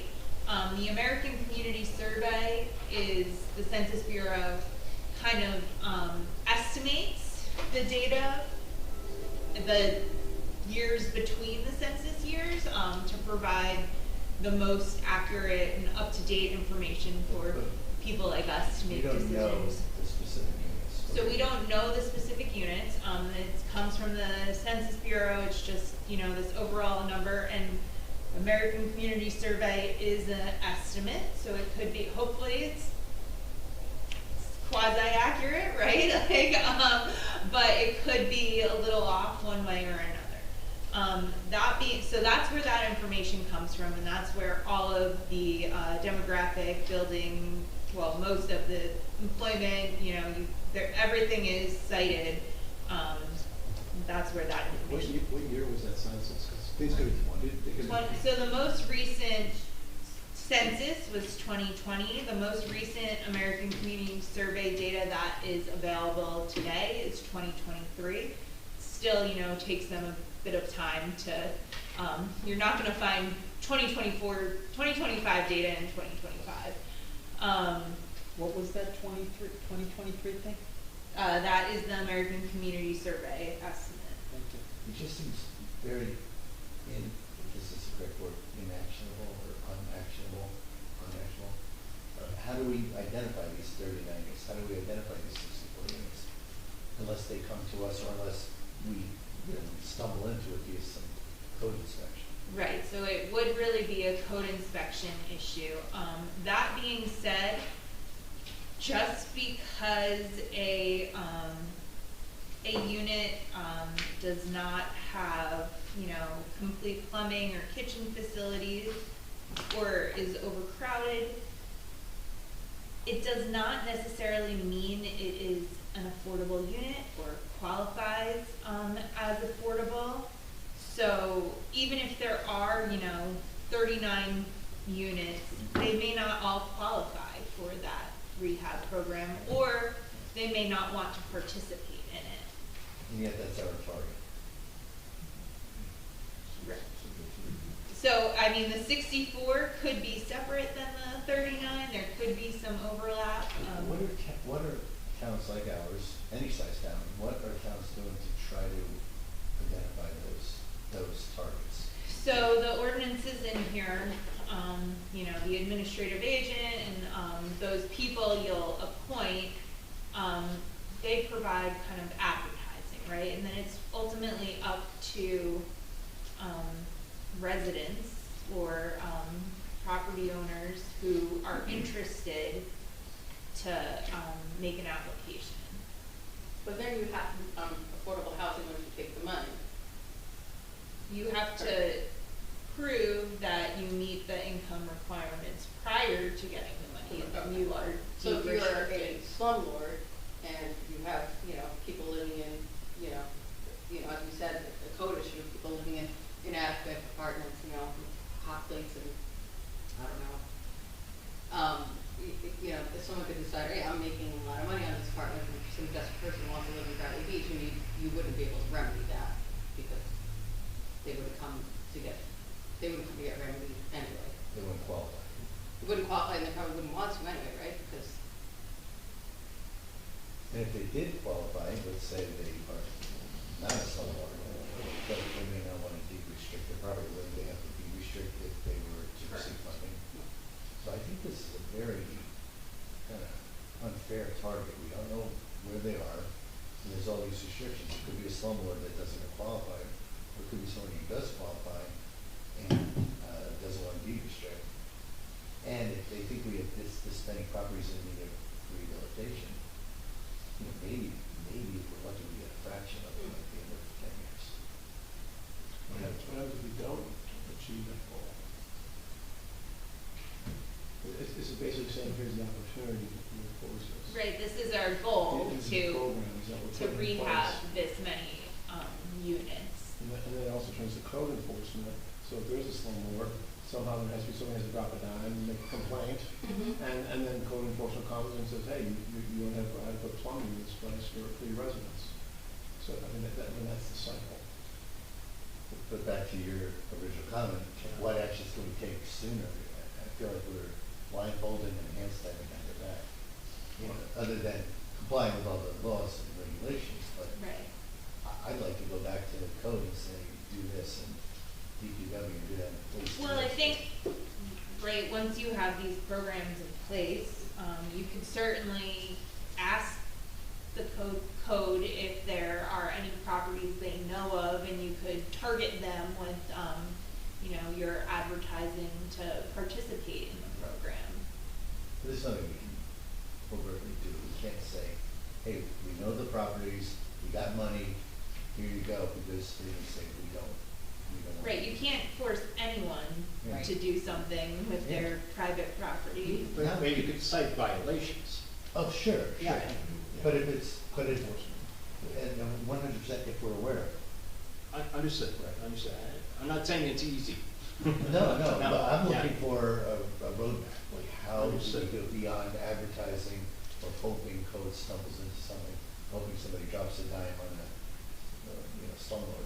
We all might have a sense for properties in disrepair, but it's not always easy to get in the door. I mean, that might be great to force them to fix it on their own. Doesn't Right. necessarily mean they're gonna Yeah. participate in our 64 number. Right. They fix it on their own, though, we don't. Well, I mean, that's what the goal is to get these places fixed and people have decent living. I'm more speaking out of frustration. Yeah. I think we all want to address this, but it's, elements of this are unrealistic. I'm much more comfortable that we can create new units. Right. So fixing those that need repair is much, I think that would be much more challenging. I think the basic step is education. You have to educate the public, you have to educate the people that there's this opportunity for them. And then we can also use code enforcement to target and, and then record what we've done and, make that best effort. And, beyond that, there's only so much you can do. And maybe a resident who is in trouble doesn't know where to turn. They've had no luck with their life. With the overcrowding issue that Mr. Gelser brought up, we do have an occupancy ordinance that is based on the national code. So that becomes that code issue for COs on that one. In terms of, the kind of inaccurate information on the condition of the units and which ones are I find that I've referenced a few times with our tax assessor, who's got an excellent database, because we are part of the ADP program. It's getting reviewed every 2 years, really, and the whole town gets done every like 6 years. So he has it really up to date compared to any census information, depending on how deep you want to go. That would cover you for like, insufficient kitchens, insufficient bathroom issues, things like that. Don't people have the option of like opting out of having somebody come into this? Some people do. Yes. Yes. And so those would probably be the ones who are like, oh no, I don't want you anywhere near my house. Yeah, but I think you'd be surprised at how detailed this database Yeah. is. Any other questions? Yeah, so with respect to the trust fund, is it operating now? And we're sure, Effective February 1st. we're sure that it can? Sorry. We are sure that it is allowed to operate because, When you say operate, I think clarity. are you collecting money? Well, money can be collectible, we don't have a way to distribute that money. Right. But we are collecting. But as I read the ordinance from 2017, it said that we have to have either court or COA approval before we can collect fees or distribute them. I don't recall that particular provision, but I know, I was told by my first month on the job here that we had everything in place approved, but no one had effected the collection, which I did do that at the end of everyone. So, and we are collecting money, I do know that, but I don't know, to your point, if there was some formal approval. We're collecting money. I believe the development fee ordinance was approved when we were in negotiations during the prior round to allow us, even though we didn't have a plan in place yet, to allow us to begin to start collecting money. So I do believe that ordinance was approved by the state. That was by COA at the time? Not, it was a few years ago, so not COA. It was the whatever judge was. Oh, so Yeah. court, okay. Yes, by the court. That's good to know. It's before my time, but Yeah, oh, I yeah. was told it was in place. Yeah, no, I get it. Because I saw them, they said, I wonder if that happened and whether we can collect the fee. So we can now collect the fees under the existing ordinance. And then if I guess there's a new ordinance being Well, prepared? no, so we just have the existing ordinance in here, but if it needs to be updated, it can be. I see. Okay. Just a couple of other things. Oh, I had sort of the same question about the Oxford houses. Are they income limited? I'm not aware. I am also not aware. I just know that they are group homes that are allowed to be included. Okay. That, to me, that could be an issue, if they are not limited to moderate and low income residents. I'm assuming they are, but I can't give you. As a practical matter, Right. they may be used by those people, but they may not be restricted. And if they're not restricted, that could be a problem, I think, Problem with getting approval, Taking credit with, for them. with claiming the credits. credit credits. Yeah. And that's something you and Jen are. Yeah. I asked, after my conversations with TJ earlier in the week, I specifically asked Jen about the Oxford houses and was told that they were approved to be included in the plan. And this is the first round that they're being included. Correct. Previously not. Right. So it's kind of new territory. There may need to be some restriction in the future. Right, but, Normally it's de-restricted, but, yeah, right. yeah. Okay, I had the same comment on the west of the railroad, trying to figure that one out. Me too. Question about the new overlay zone. How does that compare with the existing affordable housing overlay zones? Very similar. The previous one was actually split into an AH1, AH2, and it was not as liberal as this one is in terms of, I think it was the AH2, was not as liberal for impervious coverage as this new one is. I mean, it's 90% building coverage and 100% lot coverage. So we're really saying like, okay, this is our downtown, this you can develop, and it really wouldn't impact our residential homeowners. But the object is to, I mean, I'll be quite blunt. When I did talk to Ms. Beam about this a couple months ago, when it was just starting, I said, you know, I'd really prefer if we made the east side of Main Street GB, and the west side GBW all the way. Make it the same all the way. And she advised that affordable housing would really prefer an overlay. So essentially, that's what we're looking to do through an overlay process. Okay, so the new overlay geographically includes the existing overlay? Yes, Yeah, it would okay. include the existing GB and GBW. It basically is the same perimeter as the previous one. And again, that's why I wanted to do it in a map, so everyone would really visually be able to see, instead of thinking about, you know, this street, this zone. I mean, if we have the map, people will say, oh, okay, it ends at Lake Terrace and it goes all the way down to Bradley Boulevard, and it's this on this side, and then, so we're trying to make it as simple as possible. Right, right. And I think including the east side of Main Street is great. Thank you. Great step forward. Yeah, and you know, I mean, I hope you'll come to the meeting. I am going to make a motion to put a workshop on for June, and you know, I'd like you to come and trade notes on that. Sure. I think that's it. I also had a bunch of typos and drafting comments. I'm happy to share them if anybody wants them. Wait, I love them. who's the editor? Sure, if you'd like to email those to me, I'd be happy to forward them on. You can share them with Share the them with- board With the board secretary? The board Do you have secretary. it, could you leave it now, or do you? No. Okay, Yeah. so if you could email. I've got to clean it up, but. Great, yeah, if you'd share with the board secretary, and we'll, you know, we appreciate that. Okay.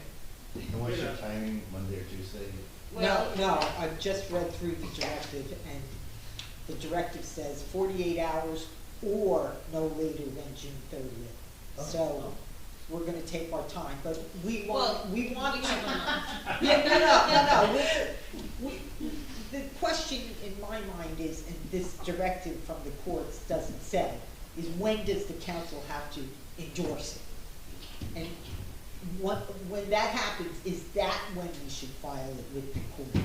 So I need to talk to Wendy Corona of my office, who's stepped in for Ron for the short time. I think that is a good point, though. I would like to have everything in here cleaned up that needs to be cleaned up before the council endorses it. And I believe that, I don't have the date off the top of my head, I'm trying to look for it quickly. June 18th. June 18th. for the council. So, calendar, and I can give you all a date to get comments to me. So if you could, get me any of the typos and things, by, June 11th, I think that would give me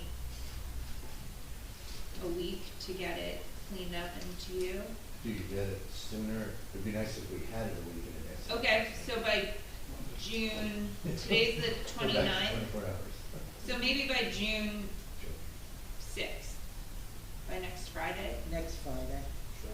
Okay, at this point, I'd like to close the public comment. Thank you. And I just wanted to clarify something with Christine and you, Mayor. Is this gonna be adopted by the council through ordinance or resolution? It's So an the- endorsement, not The an endorsement. adoption. So this board has to adopt it, Yes. the council endorses it, because it is an element of the master plan, so it, you know, this board takes ownership of it. But the council needs to endorse it for the whole court process. And so that would really just take place at one meeting? Yes. It's not, not 2 Correct. meetings like. That's correct. This is the Okay. public hearing for it. Great, great. Any other questions or comments from the board? If seeing none, I would like to make a motion to adopt the resolution for the housing plan and fair share element of the land use board, the Borough of Bradley Beach. With the With typographical modifications Yeah. that are Yes. requested, and that our board planner will take care of. Second. Thank you. Ms. Hernandez? Yes. Ms. Mahoney? Yes. Mr. Maynard? Yes. Councilman Nowicki? Yes. Mayor Gubatosi? Yes. Mr. Clark? Yes. Mr. Warner? Yes. Mr. Mayor? Yes. And Chair Cohen? Yes. I would like to just clarify 2 things for our next meeting. First of all, I believe it's scheduled for June 19th. 18. Oh, I'm sorry. So, it is a holiday, is that an issue for us to meet? And I'm sure notices have been sent out already. Yeah, we had already had picked the June 19th date when we adopted our meeting dates in January, and we do have an application scheduled. I haven't received a copy of their public notice yet, but I don't know Okay. if they have provided that Okay, notice. so we'll go ahead. I will- Is I mean- Borough Hall open? Here, yes. Okay. Chris, And like, I would, June 19th, I don't think we have. it's a federal holiday. June 19th is a federal holiday. I don't think Borough Hall's open. Okay, so, I mean, it's officially a holiday, I'll probably be here. Does that mean we have these? I didn't receive word that the borough was closed. I don't know, like I said, for Neptune Township, we're observing it on the 20th. And there's a lot of, but I think the state is observing on the 20th. Yes, these the The state is observing on the Already 20th, became- so. I know. now It's it's already already floating. floating. Daycare observes it on the 19th. I know our unions have the holiday, I don't Mhm. know when they're observing it, so Okay. I'll confirm. Okay, and if Borough Hall is closed, then we really can't have an open public meeting. No. And so we would have to do a special meeting notice for a different week.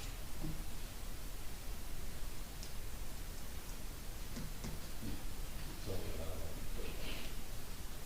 Or carry the application to the July meeting, Oh, that's a good idea. if it's the only application you have. It is the only application. Is there still enough time? So, Between There should be. I think that we would have to do an official cancellation of June 19th and schedule a new meeting, or, as we said, carry it, but we can't carry We it can't carry from it June unless you have a meeting. 19th She's gotta because- just notice. I'll check with the attorney. All right, let's And- talk about it. So do we wanna? First we need Find to out. find out Yeah. if the borough is closed. Right, and if it's on our list of official holidays, then the borough's closed, and we can't have an open public meeting. And we'll make that, we'll check that for next year before we schedule our Yeah, annual notice. But I think we should pick another date, just in case we're gonna tell this applicant and ourselves that we're gonna have our regular monthly meeting on this date. We can't call it a regular meeting, however, we can only call it a special meeting. If you're gonna have it on an alternate date. Right, so looking at June, The following week's 24th. I got it, that's right. Unless we can get somebody else at the borough to cover the meeting, I will not be here. I will be out of the country. Oh, I am also not available. on June 26th, Correct. Or the 12th. Move it up. 18th, I am not available I'm pretty not much available on the the entire 18th. I month have of a June, because high school there's graduation. 22 towns that have to get these plans Yeah. adopted. yeah, it's a bad time.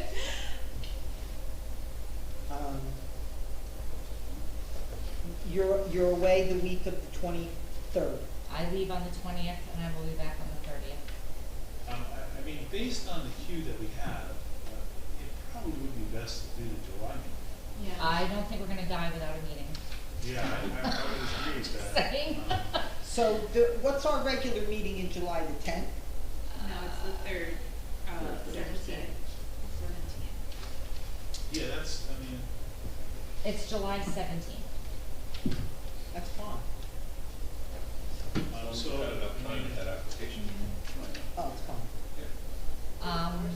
Are you gonna consult with Jeff Beekman about the resolution? Yes, of course I will. Of course I will. And he will consent. I already know that. Well, I mean, that's what I'm saying, if the meeting's canceled, there's, he No. doesn't really have a choice. Yeah, So, it's all right. It's gonna be fine, okay? Let's make it. okay, so, did you, are we definitely canceling this meeting, or are we waiting to hear? Well, or- we are canceling this meeting if Borough Hall is closed. Okay, You can't hold an open public meeting when Borough Hall is closed. People don't know that you're having a regular meeting. on mhm, that day. and there's nothing They on the borough assume- calendar that we can check No. now? I didn't see it. I'm just not looking to. Nothing. No. We just negotiated that as an holiday in April. Effective, Yeah. when's This that year. contract effective? This year? It was retro to January. Oh. Oh, so 2 years that's- ago. Oh, okay, so we have the reason why we didn't take care of it is because as of January, when we adopted our annual notice, we didn't have it all. that's true. Yeah, that's true, so it was part of the new DPW Yeah, contract? 100%, it's Juneteenth is a recognized holiday. Yes. Perfect, And, okay. and the problem with the Open Public Meetings Act is most ordinary citizens would assume Borough Hall is closed. Therefore, you can't hold a public meeting. So in the evidence of the appeal, it would be, hey, I didn't know because. Correct. So we skip, we are gonna cancel the June meeting, which only, you don't have to do a notice of cancellation. You can put it on your Well, website. we're making the announcement on the record this evening. Yeah, Well, and you, that night, June 19th. I'm gonna post on the You have to website, post, obviously. you have to post on the doors. So Regular meeting of planning board, land use board canceled due to I would- federal holiday. I would make a motion that we cancel the June 19th meeting based on the Borough Hall offices being closed. Do we know that? Do I have to? So, I don't think it really matters. We have the choice and the chair has the choice of whether or not they wanna cancel the meeting. I mean, the reason we're canceling it is because we're assuming that Borough Hall is closed that day. We're uncertain. There's only one application, and rather than confusing the public Right. or our members, Right. and this way we can say that our next meeting will be. So we're going to cancel the June 19th meeting. I will notify, the attorney for the applicant so that they're aware, that our contract was just adopted and Borough Home may be Right, called. and I like that we're not doing a replacement, so we don't have to do another special. Another notice and another Right. special. and Stick another- with July 17th, and if you can always discuss with Christie, putting on a This discussion workshop. about the ordinances if you want to. Well, I'm gonna make another motion. All right, so we have a I would- motion pending. The motion was, To cancel. To cancel the June 19th and So, all in favor? all that. Anyone against? No. All in favor? Okay. So I would like to make an additional motion that we include a workshop for the Fair Share Housing Plan ordinance at the July 17th meeting. Just put that on the agenda. Do I have a second? second. All in favor? Aye. Anyone against? The only thing I'll say is if we get more hearings for that night, we either have to stop earlier Yeah. than 10 o'clock, because you want an hour at least for that discussion. Yeah, I mean, in a way, we're lucky right now that we're not jammed for that July meeting. So Yeah. we'll just put, this is like, The document is a fluid document, the state is fluid with their, so we gotta be fluid. We'll do that. You got it. Does anyone have any other business? Christie, do you have anything? No, no, this was, I really didn't have anything, I did. I'm sorry, Chrissy, we are officially closed then. You are. They are officially closed on Wednesday, so nobody has to feel good. If there's no other business, I would make a motion to close the meeting. Second. All in favor? Aye. Thank Thanks, you, everyone. And, Thank you. Christie, Give me 1 second. We're on standby.